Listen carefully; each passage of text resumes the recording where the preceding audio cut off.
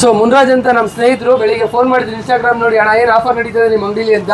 ಹೌದು ಅಂತ ಹೇಳಿ ಕರೆದೆ ನನ್ನವರು. ಅವರು ಇವಾಗ ಸಾಯಂಕಾಲ ಕೆಲಸ ಮುಗಿಸ್ಕೊಬೋತೀವಿ ಅಂತ ಬಂದಿದ್ದಾರೆ. ಸೊ ಅವ್ರಿಗೆ ವಿವೋ Y29 ಫೋನ್ ಕೊಟ್ಟಿದ್ದೀನಿ. ಸೊ ಆನ್ಲೈನ್ ರೇಟ್ಗೆ ಕೊಟ್ಟು ನನ್ನ ಕಡೆ 2,000 ಗಿಫ್ಟ್ ಕೊಡ್ತೀನಿ, ತಗೊಳ್ಳಿ sir. Thank you sir. So ಅವ್ರಿಗೆ ನೋಡಿ ಬ್ಯಾಗ್ ಕೂಡ ಕೊಡ್ತಾ ಇದೀನಿ.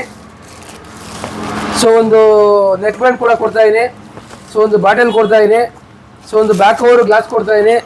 ಸೊ ಒಂದು ಪಪ್ ಕೇಸ್ ಕೇಬಲ್ ಕೊಡ್ತಾ ಇದೀನಿ. ಸೊ ಅವ್ರ ಬಾಯಲ್ಲಿ ಕೇಳ ಹೇಗಿತ್ತು ಆಫರು, ಇದು ರಿಯಾಲಿಟಿನ ಇಲ್ಲ ಅಂತ ಅವರೇ ಹೇಳಿ. ಸರ್ ಹೇಗಿತ್ತು ಆಫರು? ಸರ್ ಆಫರ್ ತುಂಬಾ ಚೆನ್ನಾಗಿದೆ. ಆನ್ಲೈನ್ ರೇಟ್ಗೆ ಕೊಟ್ಟಿದ್ದೀರಾ, ಆಕ್ಚುಲಿ ಗಿಫ್ಟ್ ಕೊಟ್ಟಿದ್ದೀರಾ. ಓಕೆ, ತುಂಬಾ ಧನ್ಯವಾದ ಹೇಳ್ಬೇಕು. ಸೊ ಆನ್ಲೈನ್ ರೇಟ್ಗೆ ಫೋನ್ ಕೊಟ್ಟಿದ್ದೀರಿ, ಗಿಫ್ಟ್ ವ್ಯಾಲ್ಯೂಡ್ ಇದೆ ಸರ್. ಗಿಫ್ಟ್ ಚೆನ್ನಾಗಿದೆಯಾ? ಗಿಫ್ಟ್ ಚೆನ್ನಾಗಿದೆ. ಓಕೆ, ಪ್ಲಸ್ ಅಂಗಡಿನೂ ಕ್ಲೋಸಿಂಗ್ ಟೈಮ್.